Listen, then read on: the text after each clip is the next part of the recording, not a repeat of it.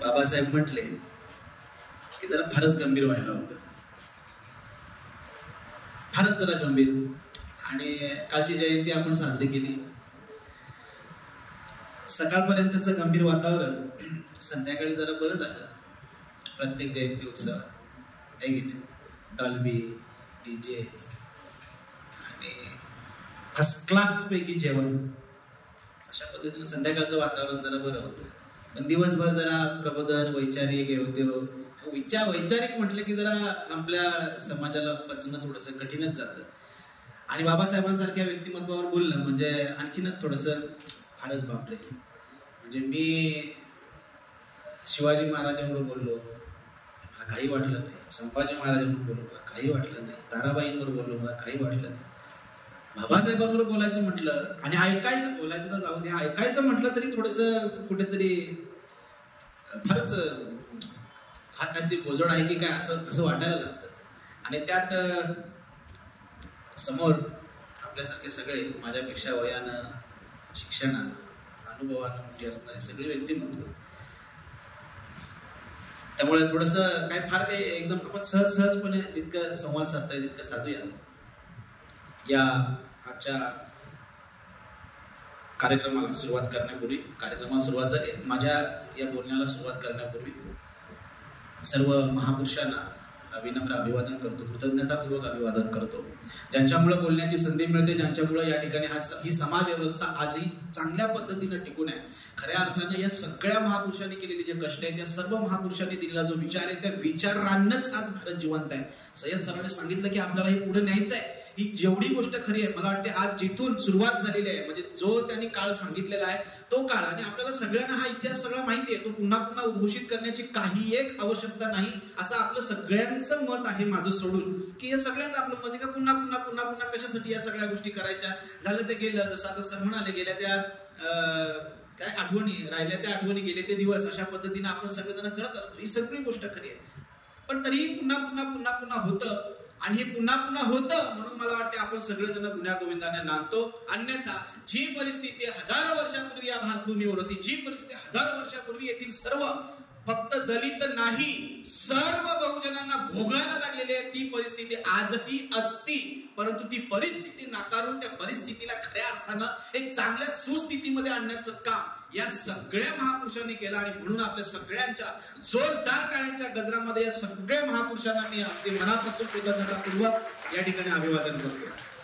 मॅडमनी खूप सुंदर, मॅडम तुम्ही सूत्रसंचलन करता, आपला आवाज पण खूप सुंदर आहे, गोड आहे, ऐकत राहावं असं वाटतं. आणि चांगल्या पद्धतीची माहिती, आणि सुरुवात करताना त्यांनी त्या ठिकाणी बाबासाहेबांविषयी खूप सुंदर म्हणजे त्या चारोळ्यांमधून सांगितलं. आणि आपल्याला सगळ्यांना त्या गोष्टी सगळ्या माहिती असतात, माहिती आहेत, तरी त्या पुन्हा पुन्हा उद्घोषित केल्या जातात, सांगितल्या जातात. हे सगळं सांगण्याचं कारण एकच असतं की या गोष्टी सांगितल्यानं कधी कधी कसं असतं, म्हणजे बाबासाहेबच म्हणाले होते, गुलामाला गुलामीची जाणीव करून दिल्याने त्याला खऱ्या अर्थानं बंड करण्याची प्रेरणा मिळते. त्याला सांगितलं पाहिजे का तू गुलाम आहेस आणि तुला हे बदलायचं, हे त्याला वारंवार जर सांगितलं नाही, बैलाला सांगितलं तू बैल आहेस, त्याला सांगतो बा तू बैल आहेस, पण त्याला एखाद्या दिवशी जर माहिती झालं की मी बैल आहे पण माझ्याकडे भरपूर ताकद आहे, मी काय या ठिकाणी या माणसाचं ऐकू, असं जर समजा बैलाला बुद्धी दिली ना, बैलाने आपलं ऐकलंच नाही तर आपलं काम होणार. तो त्याला म्हणजे ती जाणीव झालेली नाहीये का तो त्या शेतकऱ्याचा गुलाम आहे, शेतकऱ्याकडे तो त्या ठिकाणी राबतो, हे त्याला माहिती नाहीये. माणसाला बुद्धी दिलेली आहे, त्याला माहिती झालं पाहिजे की तू गुलाम आहेस आणि तुला हे सगळी जी व्यवस्था ही तुला या ठिकाणी राबवते किंवा तुला वेगळ्या प्रकारची एक वागणूक देते. या सगळ्या पार्श्वभूमीवर आम्ही म्हणत असताना हे सगळं वातावरण गंभीर का होतं, हा सगळ्यात महत्वाचा प्रश्न आहे. गंभीर कधी होतं म्हणजे जेव्हा आम्ही सगळ्यांची भाषणं ऐकतो, या भाषणांमध्ये पुन्हा पुन्हा जेव्हा व्यवस्थेचा विचार केला जातो, बाबासाहेबांवर अशा पद्धतीचे अन्याय झाले, बाबासाहेबांवर तशा पद्धतीचे अन्याय झाले, या समाजाला अशा पद्धतीने केलं गेलं. माझं ठाम मत आहे, फक्त हाच समाज, म्हणजे आता आपण जात पात धर्म मानत नाही, पण जेव्हा अशा पद्धतीचा विषय येतो तेव्हा एक गोष्ट, माझा आवाज कमी करू, तसं माझा आवाज मोठा आहे, ठेवत चालला, आवाज येतो माझा झालं, ओके. या सगळ्या गोष्टी, आणि मग जेव्हा आम्ही बाबासाहेबांचा, आंबेडकरांचा विचार करतो तेव्हा आमच्यामध्ये, जसं मी सुरुवात करताना म्हटलं की आमच्यामध्ये थोडीशी नकारात्मक भावना, म्हणजे किती तुम्ही नाही म्हटलं तरी, आता मी काल सगळीकडे फिरत होतो, पूर्ण दिवस, काल रविवार पण होता आणि पूर्ण दिवस वेगवेगळ्या कार्यक्रमातून फिरत होतो. मी भोईर सरांना म्हटलं की जिथे जिथे गेलो ना तिथे तिथे समजा मी एका गावामध्ये गेलो, त्या गावामध्ये कार्यक्रम होता, तर तिथेशी माझे काही रिलेटिव्ह होते. म्हटलं काय कसला कार्यक्रम आहे सर? म्हणजे कसला कार्यक्रम आहे? आता त्यांचा कार्यक्रम आहे तिकडे. कसला त्यांचा कार्यक्रम आहे? आंबेडकर जयंतीचा कार्यक्रम. कोणाचा आहे? त्यांचा आहे. त्यांचा आहे. मग मी तो विषय त्या ठिकाणी स्टॉप केला. कार्यक्रम स्थळी गेल्यानंतर मला त्या ठिकाणी त्यांच्या व्यतिरिक्त इतर माणसं मला दिसली नाही. त्यांच्या व्यतिरिक्त मला इतर माणसं दिसली नाही. मग जेव्हा ह्या सगळ्या गोष्टी म्हणजे आपण असं म्हणतो हे कशाला पुन्हा पुन्हा करायचं, हे कशाला पुन्हा पुन्हा सांगायचं, हे यासाठी सांगायचंय की त्यांच्या व्यतिरिक्त माणसं जेव्हा येतील तेव्हा खऱ्या अर्थानं बाबासाहेबांना अभिवादन केल्यासारखं होईल. तोपर्यंत बाबासाहेबांचा विचार आम्ही जगलो नाही, हीच गोष्ट खरी आहे. यांनी केलेलं हे सगळं आपण काय फक्त मी जसं म्हटलं सुरुवात करतो थोडंसं वाईट वाटलं की वाईट वाटलं पण असेल काहींना की सकाळपर्यंत वातावरण गंभीर होतं आणि संध्याकाळी एकदम मस्तच झालं, जरा प्रफुल्लित झालं. मग प्रफुल्लित झालं तर मी म्हटलं की त्यांनी जेवणं केली, पार्ट्या केल्या, त्यांनी हे केलं, हे थोडंसं कुठेतरी खटकतं. ते करायला पाहिजे, मी करायला नाही म्हणत, कारण तो उत्सव आहे आणि उत्सवामध्ये या सगळ्या गोष्टी येणारच. पण त्या अगोदरही उत्साह असायला हवा, तो मात्र कुठे आम्हाला दिसत नाही. हा खरा त्या विचारांचा अवमान आहे. हे अगदी मी म्हणजे मला काही तुम्ही म्हणा पण हा अवमानच आहे. आम्हाला ती गोष्ट नाकारायची आहे. मी एक 2-3 वर्षापूर्वी एका कार्यक्रमाला गेलो आणि एका पक्षाचा कार्यक्रम होता आणि आता त्या सगळ्यांची मी नावं घेणार नाही कारण आजच्या संहितेचा काळ आहे, त्याच्यामुळे मला ती नावं घेता येणार नाही. एका मोठ्या पक्षाचा कार्यक्रम होता आणि त्या ठिकाणी सगळी चळवळीतले नेते होते, सगळी भरपूर मंडळी होती आणि जे आता महाराष्ट्रामध्ये सगळे लिडरशिप करतात अशी लोक होती. आणि तिथेशी अँकरिंग करणाऱ्या ज्या मॅडम होत्या त्या मॅडमनी सुरुवात करताना असं म्हटलं की आता सगळं आपलं झालंय आणि आता आपल्या समोर या ठिकाणी बाबासाहेबांविषयी विषय मांडण्यासाठी एक व्यक्ती येत आहेत आणि त्या व्यक्ती आहेत पाटील. पाटील येत, मला अगोदर काय कळलं नाही पाटील येत आहेत म्हणजे काय, मला म्हणजे काय समजलं नाही का असं काय पाटील या शब्दावर का ट्रेस केला असेल. अँकरिंग खूप सुंदर अँकरिंग करत होत्या आणि त्यांनी म्हटलं पाटील येणार आहेत. मग मला त्या अगोदर काय कळलं, मी अगोदर चढण्यापूर्वीच असं म्हटलं, म्हणजे गेल्यानंतर त्या मॅडमना म्हटलं मॅडम तुमचं अँकरिंग खूप छान आहे, फक्त मी माझ्या भाषणाला सुरुवात करण्या अगोदर मला फक्त एकच थोडंसं कन्फर्म करायचं, माझं नाव स्वप्नील पाटील आहे आणि तुम्ही असं सांगितलं का आपल्यासमोर येत आहेत ते पाटील आणि पाटीलला तुम्ही सिंगल कॉमामध्ये त्या ठिकाणी असं का टाकलं, असं एकदम असं का टाकलं पाटील या शब्दाला. त्या म्हणजे आता स्पष्ट सांगायला त्या मॅडम दलित इतर होते आणि त्यांनी अशा पद्धतीने ते बोलल्या. मी म्हटलं का टाकलं, त्या मॅडमने सांगितलं सर मला आज खूप आनंद झाला. त्याही दलित इतर होत्या, त्या म्हणाल्या मला आज खूप आनंद झालाय, मी मुद्दाम पाटील या शब्दावर हे केलेलं आहे. त्यांचं आडनाव जोशी होतं, त्या मुद्दाम म्हणाल्या मी मुद्दाम पाटील या शब्दावर ट्रेस केलेलं आहे आणि पाटील या शब्दावर ट्रेस केल्यामुळे या समोर बसलेल्या लोकांना कळलं पाहिजे की आंबेडकरांचा विचार आता गायकवाड, कांबळे, भोईर, जाधव यांच्या पलीकडे जाऊन बहुजन समाजातील माणसं या ठिकाणी करतात. याचा अर्थ बाबासाहेब हे कोणाचे आहेत हे यांनाही कळायला हवं, यासाठी मी पाटील या शब्दावर म्हणे ट्रेस केलेला आहे आणि आता तुम्ही बोलायला सुरुवात करा.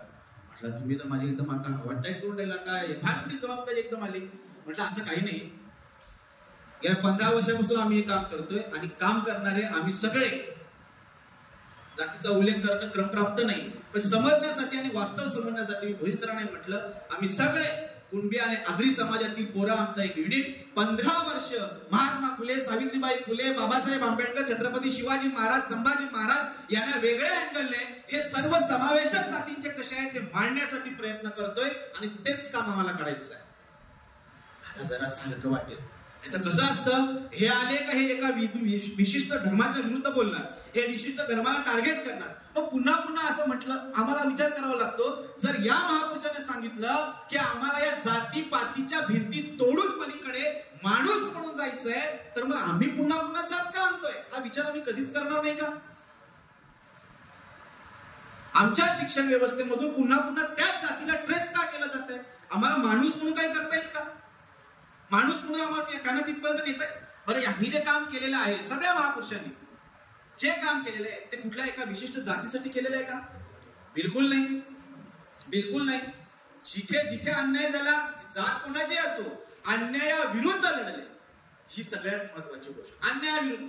शिवाजी महाराजांना तुम्ही आम्ही फक्त मुसलमानांच्या विरोधात मानतो, पण जेव्हा आम्ही खरं वाचन करतो तेव्हा लक्षात येतं ही जी लढाई होती ही लढाई धर्म, मुस्लिम आणि हिंदू यांच्या विरोधामध्ये नव्हती, ती लढाई फक्त न्याय आणि अन्यायाची होती. बस एक न्यायाचं राज्य स्थापन करणं, या पलीकडे मला वाटत नाही की महाराजांचा मुस्लिमांना विरोध होता.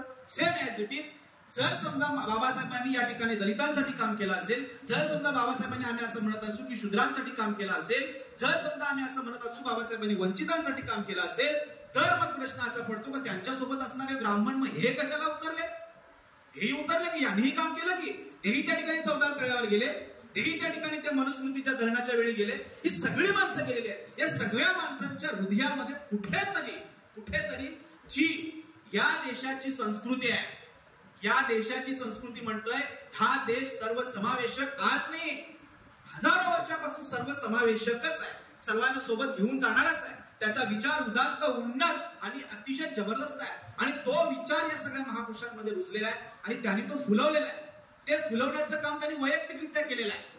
बाबासाहेबांचं काम ते शाळेच्या माध्यमातून झालं. कुठेतरी एखादी ठेच लागते आणि ती ठेच आपल्याला खऱ्या अर्थानं प्रेरणा देते का नाही हे चुकतंय, कुठेतरी गडबड होते, हे आपल्याला बदलायला हवं. आणि यासाठी एखादाच महापुरुष तयार होतो. आपल्याला वाटत नाही का एखादी गोष्ट आपल्याला अन्यायकारक वाटते ना, एखादी गोष्ट आपल्याला अन्यायकारक वाटते, आपली हिंमत आहे का त्याला विरोध करण्याची?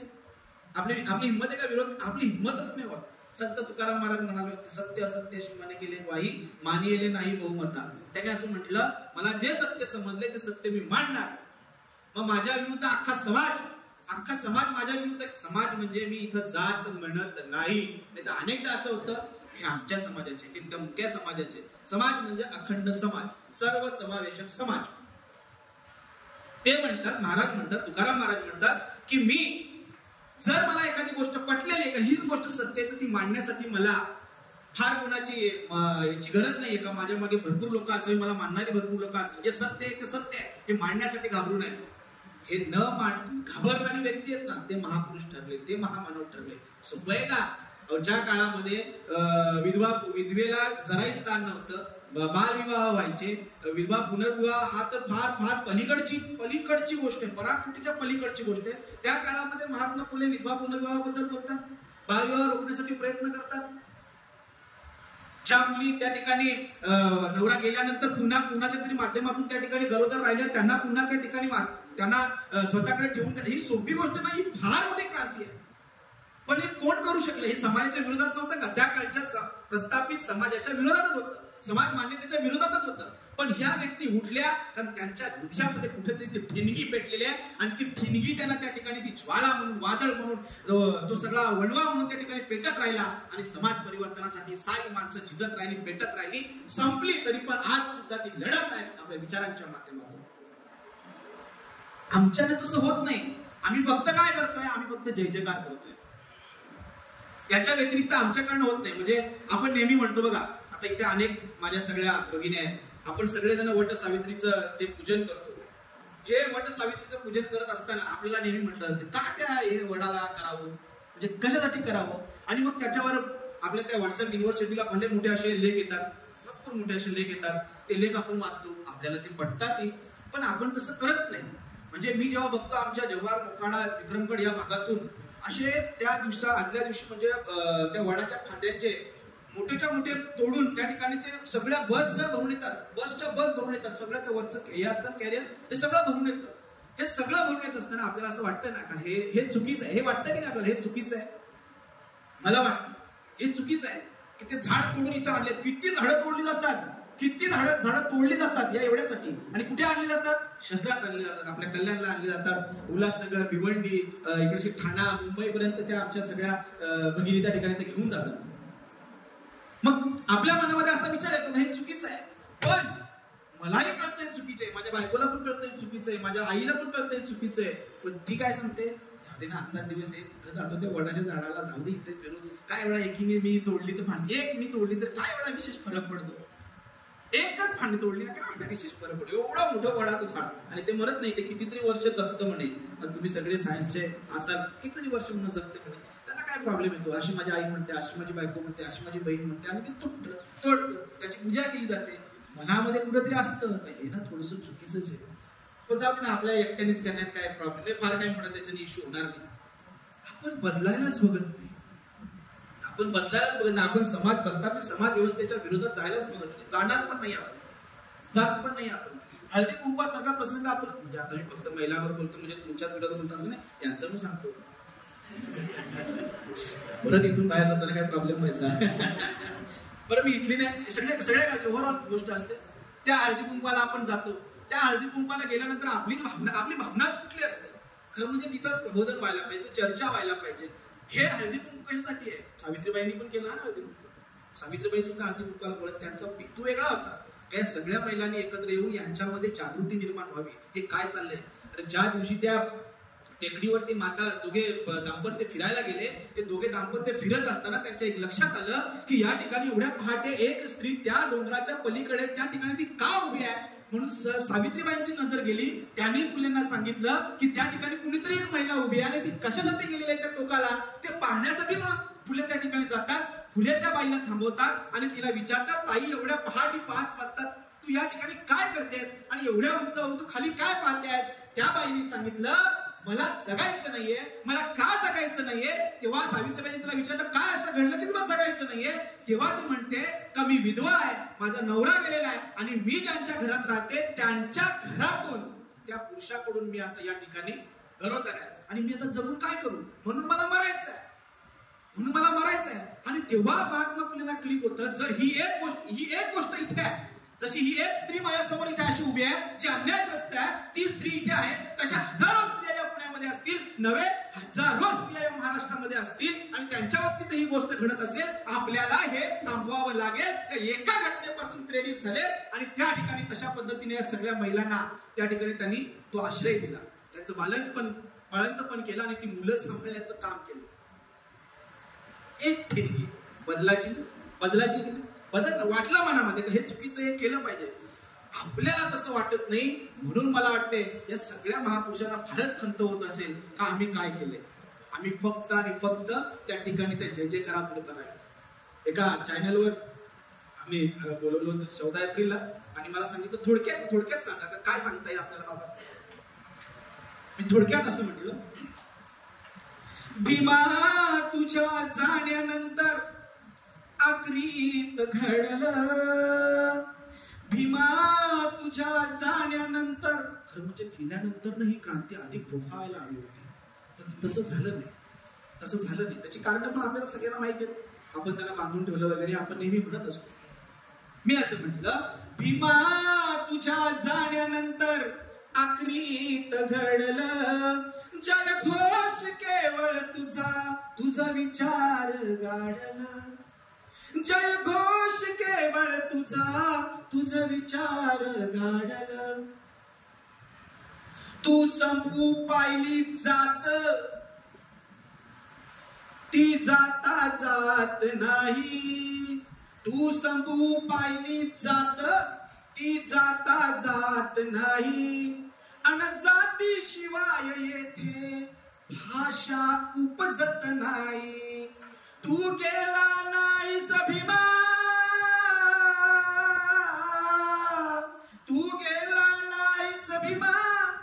तुला आम्हीच मारलं. संपला नाहीस, आम्ही संपवण्याचा तुला प्रयत्न केला. तुम्ही म्हणाल आता कुठे आहे असं, आता कुठे जात दिसते, आपण कुठे भेदभाव करतो, नाही करत. सगळ्या मुलांना व्यवस्थित बसवतो. जे बाबासाहेबांना भोगायला लागलं ते आहे का? आपला कुठला विद्यार्थी पायरीच्या बाहेर आहे का, शाळेच्या बाहेर आहे का? नाही, सगळे आत्महत्येचे, सगळे एकाच बैठकीवर आहेत. कुठे आहे जात दिसते का आपल्याला? कुठे जातीवरून काय असं दिसतं का आपल्याला? दिसतं का? नाही, कुठे दिसत नाही. आता या देशामध्ये लोकशाहीचा सगळ्यात मोठा सण, तुम्हाला पण सगळ्यांना पत्रिका आल्या असतील, इलेक्शन डिव्हिजन सगळ्यात मोठा सण आहे. मग आता समजा एखाद्या क्षेत्राचं त्या ठिकाणी निवडणूक आहे, तिथे उमेदवार उभे आहेत. आपण वोटिंग कशा पद्धतीने करतो? आपण म्हणजे तुम्ही मी नाही, आपण बघू ना, आपण सगळे चांगलेच होतो ना, आपण आम्हाला चांगलंच म्हणायचं. इतर सगळेच हे कसं करतात? तो उमेदवार चांगला आहे म्हणून करतात की तो माझ्या जातीचा आहे म्हणून करतात? बरं, पक्ष तरी तिकीट कशी देतो? बहुसंख्य कोण आहे? अल्पसंख्य आणि अल्पसंख्य म्हणजे आपल्याला मुस्लिम म्हणतो आपण. अल्पसंख्यक म्हणजे त्या मतदारसंघामध्ये कोण संख्येनं प्रबळ आहे तशा पद्धतीनं ती तिकीट वाटप केली जातात. बरोबर? म्हणजे शेवटी कुठे आलोय आपण येतोय कुठे? आपण जातीवरच येतोय हो. किती तुम्ही सांगा, आपण पुन्हा पुन्हा पुन्हा पुन्हा जातीवरच येतोय. म्हणून माझा उल्लेख करताना त्या मॅडम अशा म्हणाला का आता एक कुणबी येतोय. साधी सोपी त्यांनी पण मला हातच दाखवली माझी का तू आता बोल तशी. तुम्ही किती सांगा, किती ओरडा, ते पुन्हा पुन्हा तिथं येतं. म्हणून आम्ही, म्हणजे मला असं वाटतं, आम्ही हे महापुरुष गेले नाहीत, यांना जाण्यासाठी आम्ही आणखीन हे करतोय. जा बाबा, आमची जात हीच चांगली आहे, इथेच आम्ही राहतो. खरं म्हणजे केवढा मोठा संघर्ष आहे. हा संघर्ष पुन्हा पुन्हा सांगण्याचं कारण असं की हे, कारण आपण ते भोगलेलं नाहीये ना, आपण ते दुःख भोगलेलं नाहीये. आपण अस्पृश्यता आपल्याला माहिती नाही कधी कशी होती. ज्यांनी भोगली ना तेच रडलेले आहे. सोपं आहे का? शाळेच्या बाहेर आतमध्ये माझ्या जोडीची मुलं बसलेली आहेत आणि मला बाहेर बसवलेलं आहे. मला आतमध्ये घेतलेलं जात नाहीये. मलाही 2 पाय आहेत, मलाही 2 हात आहेत, मलाही 2 डोळे आहेत. मी त्यांच्यासारखा दिसतो, मी त्यांच्यासारखाच अभ्यास करतो, पण मला आतमध्ये घेतलं जात नाही. मला बाहेर ठेवलं जातं. अरे कधीतरी डोळ्यात पाणी आलं असेल ना, कधीतरी रडत असेल ना, तो मला का आतमध्ये घेतलं जात नाहीये. अरे मी तर यांच्यापेक्षा हुशार आहे, ही पोरं तर हुशारही नाहीये, मला सगळं येतं, पण मला बाहेर बसवलं जातं. अशी कुठली गोष्ट आहे का ज्या गोष्टीमुळे हा भेदभाव केला जातो. ही गोष्ट त्याला जेव्हा कळली, त्या गोष्टीचं नाव आहे जात. त्याच्या पोराच्या बालमनावर केवढा परिणाम झाला असेल. अगोदरच तो इतका प्रचंड बुद्धिमान, आपल्या म्हणजे आजच्या पलीकडे जाऊन अतिशय दूरदृष्टीने विचार करणारा तो पोरगा, त्याला वाटलं नसेल का वाईट? त्याला नक्कीच वाटलं असेल का मला हे घेत नाहीये. अरे नुसतं ते गणित सोडवण्यासाठी त्याला आतमध्ये त्या शिक्षकांनी बोलवलं, आपल्याला सगळ्यांना माहित आहे. नुसतं गणित सोडवण्यासाठी बोलवलं, गणित सोडवता येत नाही, कोणाला येतं म्हणून त्याने बाहेरून हात केला, मला येतं. ती गुरुजी बिचारी दयावान असावेत, कदाचित त्यांनी तेवढी हिंमत दाखवली का ये आतमध्ये आणि सोडव, ये आतमध्ये आणि सोडून दाखव. त्या आला तर आतमध्ये आल्यानंतर त्या मुलांनी त्या ठिकाणी सांगितलं, एकमेकांशी कुजबूज करायला लागले. अरे त्याला थांबवा, अरे त्याला थांबवा, तो आतमध्ये आला, अरे त्याला सांगा, अरे ओरडा, गुरुजी थांबवा त्याला, याला आतमध्ये येऊ देऊ नका. गुरुजी म्हणाला, अरे तो तुम्हाला कुठे शिवतोय, तुम्ही बाजूला मध्ये रस्ता द्या, तो मध्येतून निघून जाईल. नाही गुरुजी, त्याला पुढे येऊ नका. तो पुढे सरकत होता, त्याच्या डोळ्यासमोर फक्त त्या ठिकाणी ते मांडलेलं गणित होतं. तोपर्यंत त्याला कदाचित ऐकायचं जात नसेल, काही मुलं मला नकार देत आहेत. जेव्हा तो फळ्याच्या अगदी जवळ गेला असेल, फळ्याच्या जवळ गेल्यानंतर त्या ठिकाणी त्या एका पोरानं सांगितलं, गुरुजी त्या फळ्याच्या मागे आमचे डबे आहेत, जेवणाचे डबे आहेत. एकदा का या मुलाने खडू हाताला घेतला की खडूला त्याचा स्पर्श होणार, खडूचा स्पर्श त्या फळ्याला होणार, फळ्याचा स्पर्श पाठीमागे ठेवलेल्या डब्यांना होणार आणि डब्याचा स्पर्श आतमध्ये ठेवलेल्या अन्नाला होणार आणि अन्न गाठणार.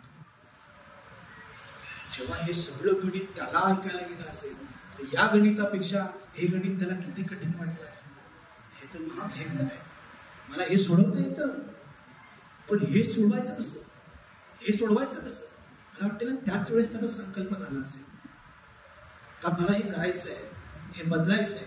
कारण त्या गणितापेक्षा त्याला हे गणित जास्त कठीण वाटलं असेल. तो तसाच गणित न सोडवता बाहेर गेला आणि मला वाटते त्या पायरीवर बसून त्या बाळानं तोच विचार केला असेल. हे सांगताना आज माझ्या डोळ्यात पाणी येतं, त्याने भोगताना त्याला कसं झालं असेल.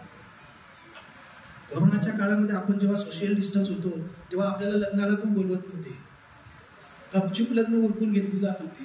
तेव्हा आमचे नातेवाईक आम्हाला फोन करून सांगायचे, आम्हाला नाही बोलवलंस, आम्हाला नाही सांगितलंस. तो सांगतो नाही ना, कोरोनाचे साठ आम्ही कमी आलो, आम्हाला कोरोना झाला. आपण उलटा सांगायचो, आपण अतिशय एवढं शासन सांगत होतं का आम्ही कपाळी ओढून फिरू नका, तरी फिरत होतो समजा. पण ती जी सोशल डिस्टन्स होता, तो सोशल डिस्टन्स त्यांनी त्या काळामध्ये बोलला, तो तर इतका भयंकर होता. म्हणजे आपण पोलिसांच्या विरोधात जाऊन पण गाड्या चालवल्या, याच्यामध्ये आलो. मला बोलवला,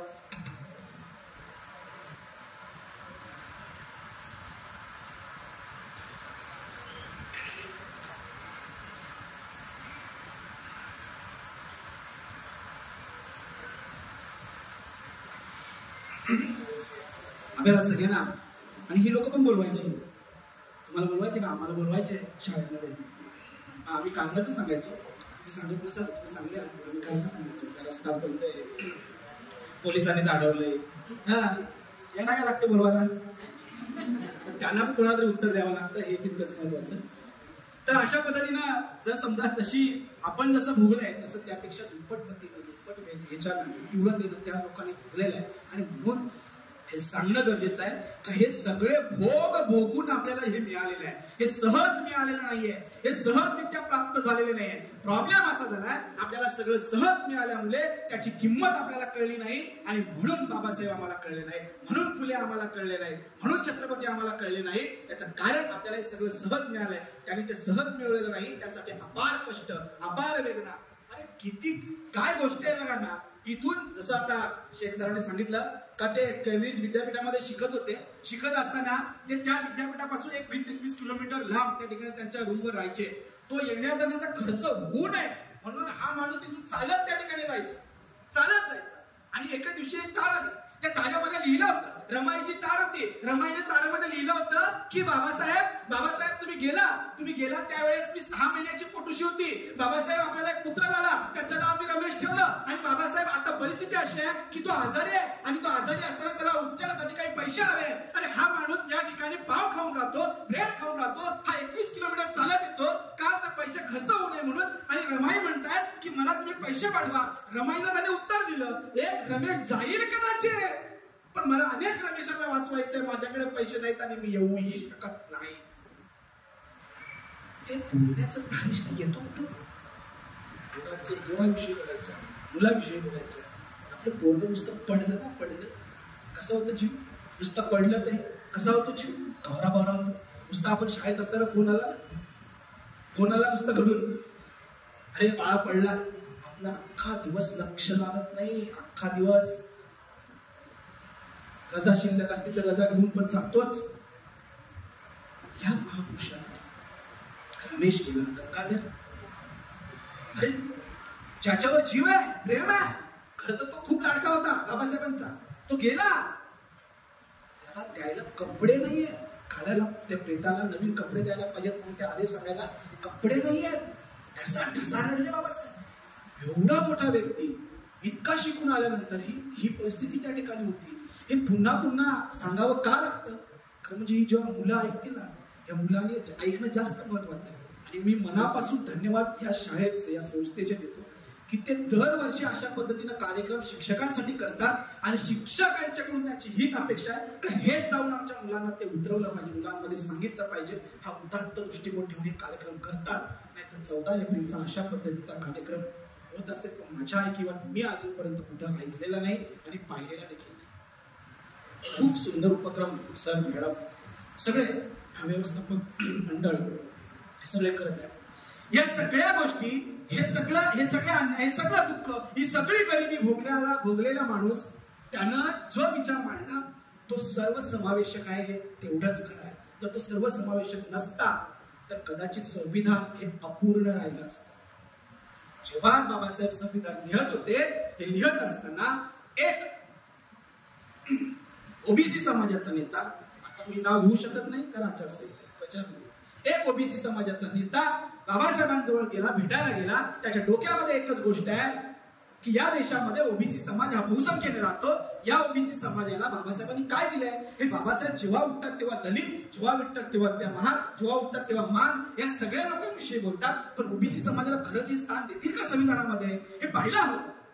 ते मागण्यासाठी म्हणून आवातावाने आले होते, रागारागाने जवळून काय आले होते आणि मी हे सांगणार आणि आपल्या समाजासाठी मी काहीतरी मागणार म्हणून ते बाबासाहेबांकडे आले. बाबासाहेब त्यावेळेस लिहतच बसले होते. त्यांनी त्यांना बसायला सांगितलं. मी 2 मिनिटांमध्ये फ्रेश होऊन येतो, तोपर्यंत बसा म्हणून बाबासाहेब आतमध्ये गेले. संविधानाची प्रत त्या ठिकाणी होती. त्या नेत्यानं ती प्रत उचलली. त्या प्रतीवर त्या ठिकाणी इतर मागास वर्गासाठीचं नियोजन आराखडा आखण्यात आला होता. त्या सगळ्या मागण्या मान्य केल्या होत्या. 2 मिनिटाच्या आतमध्ये झटझट त्या नेत्यानं वाचल्या आणि त्याच्या डोळ्यामध्ये पाणी उभं राहिलं. जेव्हा बाबासाहेब आतून आले, बाहेर आले, बाबासाहेबांकडे पाहिल्यानंतर, बाबासाहेबांनी त्या नेत्याकडे पाहिल्यानंतर त्यांनी विचारलं, तुमच्या डोळ्यात पाणी का? त्याने सांगितलं, बाबासाहेब मला माफ करा, मी तुमच्यावर संशय घेतला. मला असं वाटलं की तुम्ही फक्त एसटीचा विचार कराल, पण तुम्ही तर या ठिकाणी 340व्या कलमामध्ये पहिला विचार या ओबीसी समाजाचा केलेला आहे. दुसरा विचार तुम्ही एसटी समाजाचा केलेला आहे. 341ला, 342ला तुम्ही एसटी समाजाचा केलेला आहे. तुम्ही आमचा विचार करता.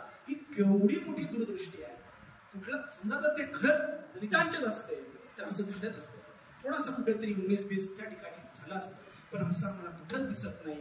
पण आमच्या दलित समाजाने सुद्धा म्हणजे मी हे अनुभवानं बोलतो, कदाचित कटू लागत असेल.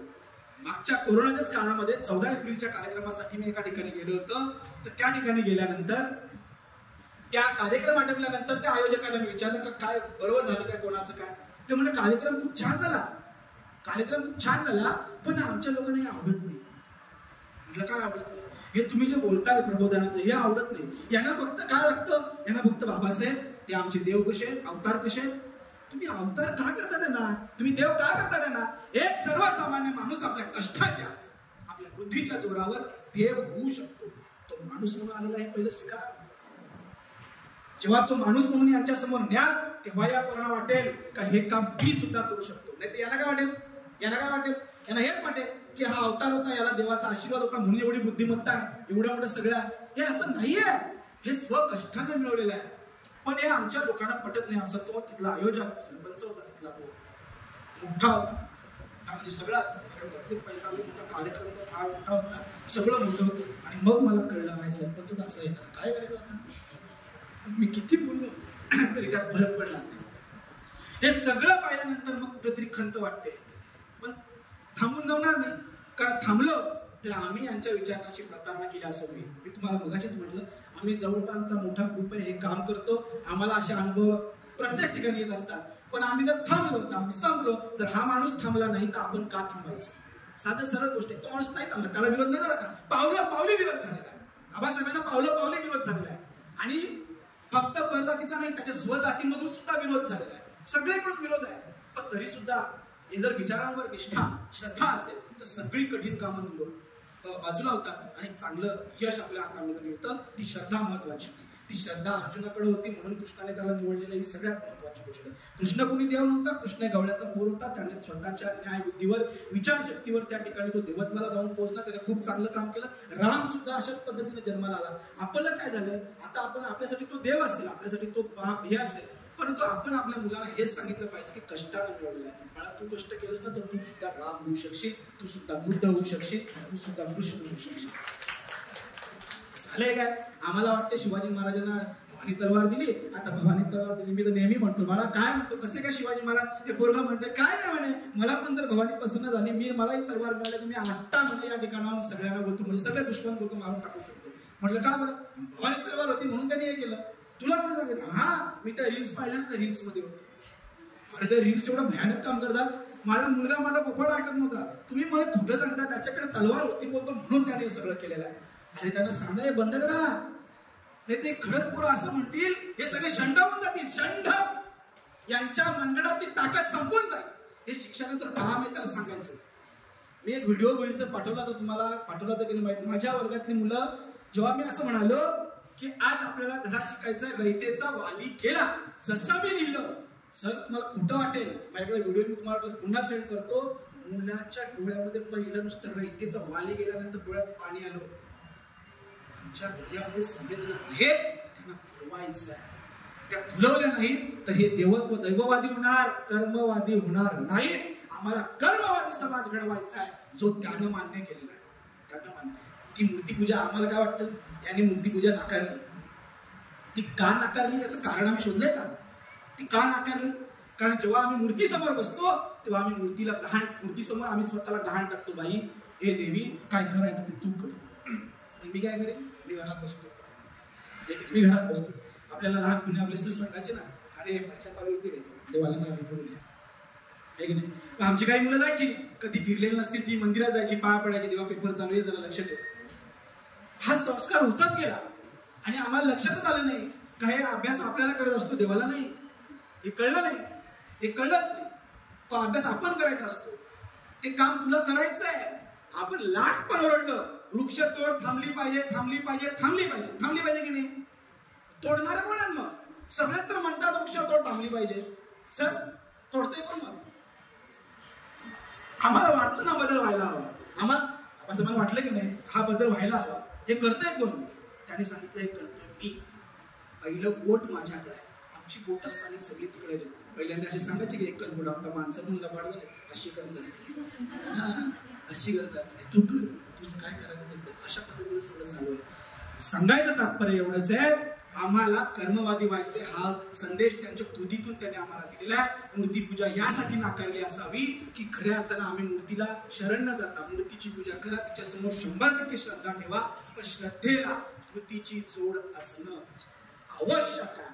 ही कृतीची जोड नसेल तर आपण कुठलीच गोष्ट साध्य करू शकत नाही. हे आमच्या मुलांना पटवून दिलं पाहिजे, हे आपण सांगितलं पाहिजे. हे मी तुम्हाला शिकवत नाही, हे फक्त मी माझा पाठ पक्का करतो. मी कुणालाही इथं शिकवण्यासाठी आलो. तुम्ही सुरुवातीला म्हणून तुम्ही सगळे खूप मानत आले, तुम्हाला काय मी सांगणार आहे, पण माझा पाठ पक्का झाला पाहिजे. मी जे वाचलोय, मी जो विचार केलाय आणि मी जे 15 वर्ष आम्ही हे सगळं काम करतोय, हे करण्याचा आमचा मनाचा जो संकल्प आहे किंवा आमचा मानसिक जो विचार, तो विचार पक्का व्हावा. आणि सगळ्यात सोपी गोष्ट विचार पक्का होण्यासाठी जे आपण वाचलंय, जे आपण पाहिलंय, जे आपले अनुभवले ते बोला, हे सगळ्यात महत्वाचं. लहानपणी मी माझ्या वर्गामधला एकदम शेवटचा मुलगा होतो, फार काय हुशार होतो, माझा अभ्यास नव्हता. मग आम्ही काय करायचो, माझे सगळे मित्र कोण होते, माझे सगळे मित्र हे सगळे दलित आणि आदिवासी समाजाचे. त्यांना काय करायचं, त्यांना सांगायचं तुला समजलं नाही का, हे काय सोपं आहे, मी तुला समजावून सांगतो. आणि मग जेवढं आपल्याला तोडकं मोडकं समजलं असेल ते त्याला पुन्हा समजावून सांगायचं. आता याच्यामध्ये त्या मुलाला वाटायचं हा पोरगा फार चांगला आहे, पण मी खूप पकडला पाहिजे. माझ्या डोक्यात काय होतं, माझ्या डोक्यात एकच गोष्ट होती, मी जे शिकलोय, मी जे अनुभवलं ते त्याला सांगितल्यानं माझा पाठ पक्का झालाय. मला पाठांतराची गरज नाही, मला पाठांतराची गरज नाही, अजिबात नाही. म्हणून हे सगळं आम्ही करतोय. आपला पाठ पक्का झाला पाहिजे, दुसऱ्यांना सांगून काय नाही, आपल्या कृतीतून या सगळ्या गोष्टी दिसल्या पाहिजेत. जसं मी म्हणालो, माझी मुलं रडली, माझी मुलं त्या ठिकाणी तो पाठ शिकवत असताना इतकी ढसाढसा रडली. टीव्ही न्यूज चॅनलवाल्याने त्या गोष्टीचा ती गोष्ट दाखवली का हे अजून जिवंत आहे. मग खरं म्हणजे मला तर नेहमी असं वाटतं, हे सगळे महापुरुष तुमच्या आमच्यामध्ये जिवंत आहेत, फक्त कोणी कोणी ते मुद्दामच झाकून ठेवलेले आहे. उगाच कशाला आपण प्रोपगंडा करा, धाव दे ना, आपण घरात मस्त राहतोय. बाबासाहेब म्हणाले होते, शिकलेल्या लोकांनी पुढे आलं पाहिजे, शिकलेल्या लोकांनी केलं पाहिजे. पण शेवटच्या भाषणामध्ये बाबासाहेब डोळ्यात आसू आणून बोलताय, मैंने जिनको पढ़ने का मौका दिया उन्हीं पढ़े लिखे लोगों ने मुझे धोखा दिया. गद्दार कहीं के यांनी धोका दिलेला आहे. शिकलेले आहेत ना, हे शिकलेच नाहीत हो. शिकणं आणि अभ्यास करणं हे फरक आहे. हे शिकलेच नाही, त्यांना कळलंच नाही आपल्याला काय काम करायचं आहे, आम्हाला कुठे जाऊन पोहोचायचं हे कळलं नाही, म्हणून हे सगळ्या गोष्टी झाल्या. जर शेवटच्या क्षणी महापुरुष रडत असेल, त्याची काहीतरी तर अपेक्षा असेल, त्या डोक्यात काहीतरी तर विषय असेल. ह्या सगळा जो संघटना, ही संघटना वाढली पाहिजे. शिका, संघटित व्हा, संघर्ष करा. हे कुठून आलं, हे इथून आलं. आम्ही शिकलो ना, तर आम्ही संघटित झालो का? आम्ही संघटित झालो नाही, आम्ही संकुचित झालो.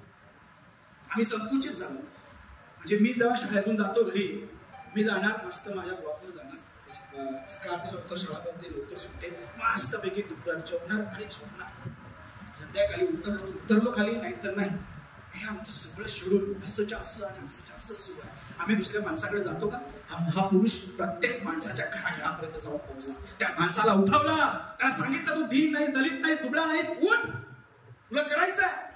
कशासाठी भीक मागायला जातोस? तुझ्या मनगडात ताकद आहे ना, ती ताकद लाव, हे त्याने सांगितलं. शिवाजी महाराजांनी काय सांगितलं? अरे तुमच्या मनगडात ताकद आहे ना, आपण सगळे एकत्र येऊ आणि या दुश्मनाला येतो तेव्हा स्वराज्य स्थापन होईल, हे त्याने सांगितलंय. ज्योतिबाने सांगितलंय. आणि आपण सगळे एकत्र आलो तर या ठिकाणी या सगळ्या जाती मिटून या ठिकाणी खऱ्या अर्थाने एक माणूस म्हणून उभा राहता येईल, हे या लोकांनी सांगितलंय. पण आपण माणसाकडे जात नाही, आपण आपल्या ब्लॉक मध्ये बंद दरवाजा आड संकुचित वृत्तीनं राहून राहिले. आपण कसं जाणार? माझा सफेद शर्ट, सफेद पॅन्ट, खराब होईल. आपण सगळे जण संकुचित झालो, कारण आपल्याला ग आलेला असतो ना. एवढा मोठा प्रचंड विद्वान माणूस, त्याला किती ग यायला पाहिजे होता. पण बोलला त्या सयाजीराव गायकवाडांची त्या याच्यामध्ये 10 वर्षाचं त्यांनी ते बॉन्डिंग केलं होतं. त्या बॉन्डिंग करण्यासाठी म्हणजे त्यांनी ती शिष्यवृत्ती दिली. ती शिष्यवृत्तीचं बॉन्डिंग त्या ठिकाणी पार पाडण्यासाठी म्हणून ते त्या ठिकाणी नोकरीला लागले. तिथे लागल्यानंतर तिथला शिपाई म्हणजे हे साहेब आणि तिथला शिपाई त्या ठिकाणी बाबासाहेबांच्या केबिनमध्ये जात नव्हता. असं लांबून फाईल फेकून द्यायचा मागितल्यानंतर. का? अस्पृश्य आहे. शिकलेल्या माणसालाही जात लागली होती, अस्पृश्य आहेत. त्यांना असं वाटत होतं की आपण शिकल्यानंतर हे सगळं बंद होईल, पण नाही. म्हणून त्याने सांगितलं आता नुसतं शिकून नाही, संघटित होणं तितकं गरजेचं आहे. पण आम्ही संघटित झालो नाही. संघर्ष तर फारच लांबची गोष्ट राहिली. आपण तर संघर्षाला एवढे बाबा घाबरतो, वा नको रे बाबा, अजिबात नको, अजिबात नको. जरा ट्रॅफिक लागली आणि आपल्या गाडीला एखादा खेळून गेला ना तरी आपण त्याला ओरडत नाही, नको कशाला भांडण होईल काय. आपली बायको हाती हे सगळं चालू असतं. हे सगळं हे आपला अनुभव. आज संघटित तर नाही, संघर्ष तर फारच लांबची गोष्ट आहे. आपण अन्यायाविरुद्ध बोलूच शकत नाही. किती अन्याय होतो होतो की नाही, भरपूर अन्याय होतो. फक्त आम्ही कुठल्या अन्यायाला वाचा फोडतो. कसा पाहिजे, सुट्टी पाहिजे, या सगळ्या गोष्टीसाठी तुमच्यासह मी माझा अनुभव सांगतो. म्हणजे मी यांच्यामधून बोलतो असं नाही, सगळं याच्यातूनच गेले असते. यासाठी आपण सगळेजण भांडत असतो, परंतु खऱ्या न्यायासाठी आपण अजूनपर्यंत उभं राहिलेलो नाहीये आणि राहू की नाही. मला म्हणजे माझी बाबासाहेबांना, तमाम महापुरुषांना विनंती असेल, बस तेवढाच एक आशीर्वाद आम्हाला द्या, तेवढाच एक. कारण काय झालंय, आम्ही विसरून गेलोय तुमचा विचार, आम्ही विसरून गेलोय तुमची शिकवण, आम्ही विसरून गेलोय तुमचा विचार, आम्ही विसरून गेलोय तुमची शिकवण. आमच्या डोक्यात अहंकाराचं पाणी झालंय. बाबासाहेब, त्या पाण्याची तेवढी वाफ करा, बस आम्हाला तेवढं माफ करा, आम्हाला तेवढं माफ करा, माफ करा. पण आमचा अहंकार जो वाढला, ते उंदीर राजा असतो, राजा आटपत घेतो मी आता, राजा असतो, राजा.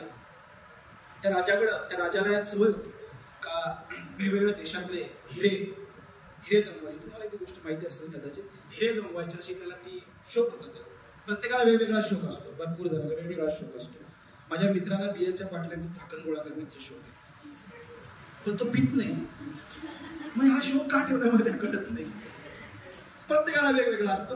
राजाला हिरे जमा करायचा शौक होता. त्याच्याकडे एक मौल्यवान हिरा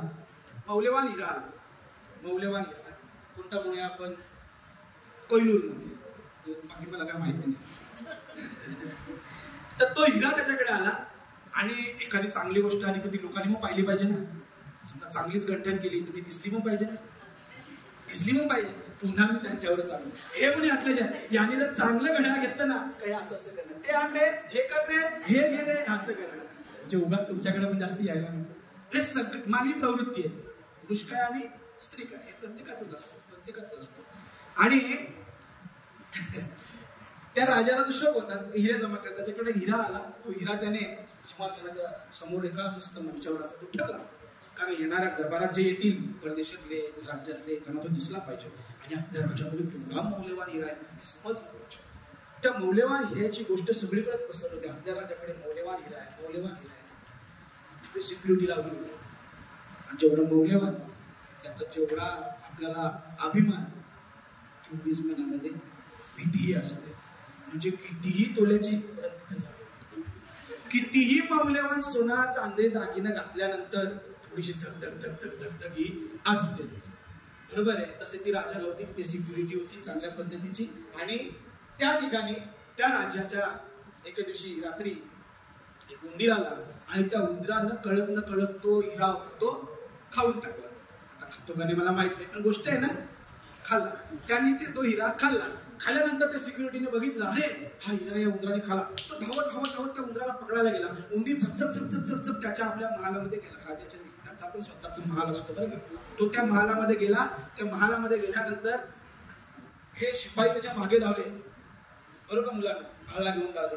आणि घेवल्यानंतर आतमध्ये जाऊन पाहिलं, दरवाजा उघडला, आतमध्ये बघितलं, तो बाप रे, उंदीर, केवढे उंदीर, हजारो उंदीर त्या महालामध्ये, तिकडून इकडे. आता शोधायचं कसं, कोणता उंदीर, कोणत्या उंदराने खाला. राजाला बातमी कळली, आपला हिरा खाल्ला. आता शोधा त्या उंदराला. हा हिरा काय साधा सोपा आहे का, जगातला सगळ्यात मौल्यवान हिरा या. आणि तुम्ही कुशाल त्याला खाऊ दिलं. त्या उंदराला शोधा, त्याच्या पोटातून तो हिरा काढा. पण शोधणार कसा, एवढ्या उंदरांमध्ये तो उंदीर कोणता. राजाने दवंडी पिटवली. सगळे राजा असे कसे काय होते मला माहित नाही, कुठल्या गोष्टीतले होते ना, म्हणून कदाचित बोलतो. या राजाने दवंडी पिटवल्यानंतर एक जण हुशार लोक येत गेली, तुमच्या माझ्यासारखी. प्रत्येकाने प्रयत्न केला, पण त्यांना तो उंदीर काही सापडेना. कुठल्या उंदराने खाल्लं काही कळेना. आणि मग एके दिवशी एक वृद्ध म्हणजे म्हातारा नव्हे, वृद्ध म्हणजे शरीराने तो वयाने वाढलेलाच, बुद्धीने, अनुभवाने, विचाराने समृद्ध तो वृद्ध.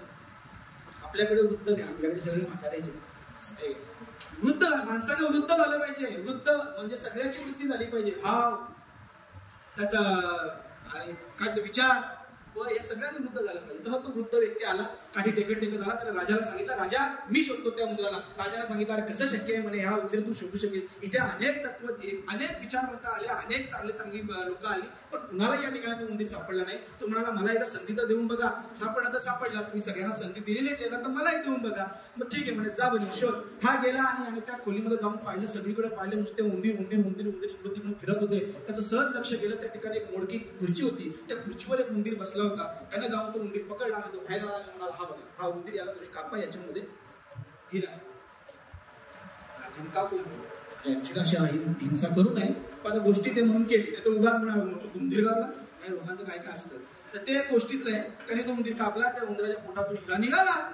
आता मात्र राजा एकदम चक्रावून गेला, हे कसं काय झालं, तुला कसं काय कळलं, एवढ्या उंदीर आहे, काही उंदीर न मारता नुसतं तू लगेच सांगितलंस का हा उंदीर तू कसा काय पकडला. तेव्हा त्या वृद्ध विचारी आणि अनुभवाने परिपक्व माणसाने सांगितलं, राजा हा उंदीर मी यासाठी पकडला की सगळे उंदीर इकडे तिकडे फिरत होते, मूर्खासारखं वर्तन करत होते, सगळेजण आपल्या आपल्या विश्वामध्ये होते, पण हा उंदीर अतिशहाणा होता. हा त्या खुर्चीवर बसला होता, कारण याला माहित होतं मी मौल्यवान आहे. अनेक मौल्यवान माणसं, मी नाही माझ्या ब्लॉकच्या बाहेर जाणार, मी मौल्यवान आहे, मी BA आहे, BEd आहे, MA आहे, PhD आहे, मी हा आहे त्या, ही सगळी माणसं बसली. म्हणून त्या बिचाऱ्या महापुरुषाला म्हणावं लागलं, मुझे उन्हीं पढ़े मैंने जीप पढ़े लिखे लोगों को मौका दिया, उन्हीं पढ़े लिखे लोगों ने मुझे धोखा दिया. बस आपल्याला धोकेबाज व्हायचं नाही, एवढा संकल्प आपण नक्की करूया. विचारी होऊया, चांगला विचार करूया. आपण विचारच करत नाही, आपण त्या व्हॉट्सअप युनिव्हर्सिटीवर लक्ष ठेवून आहोत, आपल्याला कळतच नाही. कोणीतरी काहीतरी पाठवतं, या बरोबर आहे का, केलं असेल त्या बरोबर आहे.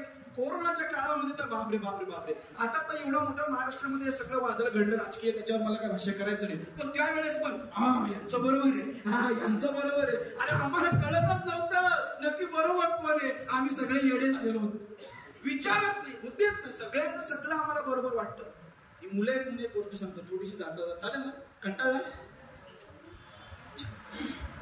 कंटाळला नाही तरी मी सांगणारच आहे. एक गोष्ट सांगतो, गोष्ट खूप छान आहे, तुम्हाला आवडेल. त्या एक मुलगा असतो, तरुण मुलगा असतो, आणि त्याचे वडील म्हणजे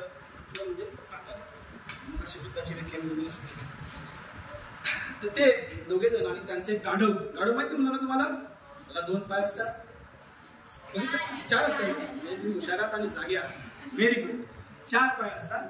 आणि ते गाढव ते घेऊन एका त्या काळामध्ये जी दळणवळणाची सुविधा होती ती गाढव घोडा अशीच होती, बरोबर, ते निघाले होते. आणि निघाल्यानंतर ते गाढव घेऊन ते परगावामध्ये त्यांना जायचं होतं, अंतर खूप होतं, 3 जण चालत निघाले होते, अंतरसारखं ऊन पडलेलं होतं, आणि ते निघाले होते. निघाल्यानंतर बरेच अंतर चालत गेले, आणि तिकडनं 1-2-3 माणसं आली समोर, त्याच्या 2-3 माणसं आली. त्या माणसांनी म्हणजे आपण असं जात असतो ना कुठेतरी, काही बरोबर आपल्या आडवी येत असतात, आहे की नाही. आपण काय म्हणतो, कोण आडवी गेली, मांजर आडवी. आता मांजरने आडवी जात, तू बोलला मी नाही बोललो, तू बोलला, हा बोलला माणसं, तर मी नाही असं म्हणतो, माणसं खूप चांगली आहेत आणि तू खूप हुशार आहेस. तर अशी ती आडवी आली आणि त्याने सांगितलं, अरे काय म्हणे मूर्ख आहेत म्हणे तुम्ही, एवढे बॅक्टर कसे काय तुम्ही म्हणे, काय झालं, अरे एवढं उंद गाढव, एवढं तरुण गाढव, एवढं तनवान गाढव, आणि गाढवाचं काम काय बाळा, गाढवाचं काम काय, व्हेरी गुड, तू खूपच हुशार आहेस, ओझवाण, गाढवाचं काम आहे ओझवाण. तो म्हणा, अरे तुम्ही सहज तुम्ही त्या ठिकाणी या गाढवावर एक कोणतरी बसू शकतो, आणि गाढवाचं काम ओझं नाही, तुम्ही एक गाढवावर बसा, थोड्या अंतरावर जा, त्याला उतरवा, तुम्ही बसा, म्हणजे दोघांना पण त्रास नको. त्याने काय वाईट सांगितलं, त्या दोघांना वाटलं की हा हे म्हणतात ते काय बरोबर आहे. मग तो मुलगा म्हणाला, बाबा तुम्ही बसा, तुम्ही माझ्या म्हातारे आहात, तुम्ही बसा. बोलला का बाबा लोक काय म्हणतील, शेवटी माणूस कुठं घाबरतो, लोकांना घाबरतो, काय घाबरतात मला काय कळलं नाही, काय करायला म्हटलं ना, हे लोक काय म्हणतील, लोक काही म्हणत नाही, लोकांना काही देणं घेतलं नाही, काही नाही. तर म्हणून लोक काय म्हणतील का, मुलाला चालत नाही लावले आणि बाप खुशाल गाढवावर बसले, त्यापेक्षा तू बस. मग ठीक आहे म्हणे, मी बसतो. तो मुलगा त्या गाढवावर बसला, आणखीन गाढव थोडं पुढे गेलं, आणखीन थोडं अंतरावर गेल्यानंतर पुन्हा 2-4 आडवी आली. कोण, व्हेरी गुड, माणसं आडवी आली. अलीकडे माणसं आडवी जात नाही अलीकडे. तर त्या ठिकाणी ते 4-5 माणसं आली. त्या माणसाने सांगितलं, अरे काय म्हणे मूर्ख आहेत तुम्ही, तुम्हाला अक्कल बिकल आहे की नाही. हा मुलगा म्हणजे एवढा तर्नावान मुलगा याला ह्या म्हणे कुशाल मूर्खा जर का त्या गाढवावर बसलेला आहे आणि म्हाताऱ्या बाबाला चालत चालवलेलं आहे, तुला अक्कल बिकल की नाही? बरोबर आहे म्हणजे बाबा आता तुम्ही बसा, मी खाली उतरतो. लोक म्हणतात म्हणजे आपण ऐकलं पाहिजे, ऐक नाही लोकांचं आपण काय ऐकत असतो मला कळत नाही. तो उतरल्यानंतर मग वडील बसले, आणखी थोडं अंतर पुढे गेले, आणखी थोडं अंतर पुढे गेल्यानंतर आणखी एक 4-5 माणसं त्यांच्या आडवी आली आणि ते दोघं हसाती सगळी माणसं हसायला लागली त्याला. हा म्हणे काय मूर्ख आहेत तुम्ही दोघे जण, इतकं तर्णवान गाढव, इतकं उंद गाढव, इतकं ताकदवान गाढव, आणि या गाढवावर एक गाढव सहज 2 माणसांचं ओझं सहज उचलू शकतो. सहज कशाला उगाच पाय ताणतो, एवढं ऊन पडलेलं आहे, सहज 2 माणसांनी गाढवाचं काम काय बाळा, ओझं वाहणं. त्या वडिलांना वाटलं अरे बाळा कशाला तू उगाच चालतो, तू पण बस, गाढवाचं कामच आहे ना ते. आम्हाला यांचंही पटतं, मला कळत, आम्हाला त्यांचंही पटलं होतं, आम्हाला यांचंही पटतं आणि आता आम्हाला याचंही पटलं. दोघे जण गाढवावर बसले, आणखी थोडे पुढे गेले, आणखी एक 4-5 माणसं त्यांच्या आडवी आली. ते 4-5 माणसं आल्यानंतर तो असं माझ्यासारखा थापट थोडासा असा पडला. अरे म्हणे काय माणसं आहेत का, कोण आहे, जनावर आहेत तुम्ही? ते बिचार मुक गाढव काही बोलत नाही म्हणून तुम्ही धोके त्याच्यावर बसणार? अरे तुम्हाला लाज असती ना, प्राण्यांवर दया असती ना, तर तुम्ही त्याच्यावर बसले नसतात, तुम्ही गाढवाला उचलून घेतला असतात. कशाला बिचारांना त्रास द्यायचा? आता मात्र त्या दोघांना वाटलं हा यांचंही बरोबर आहे, आपण उगाच त्रास देतोय. भला मोठा एक चांगला एक मजबूत असे बांबू घेतला, त्या बांबूला पुढच्या टोकाला 2 पाय बांधले, मागच्या टोकाला 2 पाय बांधले, जय जयकार. पालखी निघाली, पुढे पाणी नदी होती, नदीमध्ये गाढवानं पाणी पाहिलं आणि गाढव ते किती करा, त्याला मजा होती की चालत नव्हतं ते, पण ते पाणी पाहिलं आणि गाढवाने मागच्या दोन्ही लाथा अशा जोराने हाणल्या, दोन्ही नदी सुटली, तिन्ही गाढव खाली. गाढव किती होते बाळा? 3 होते.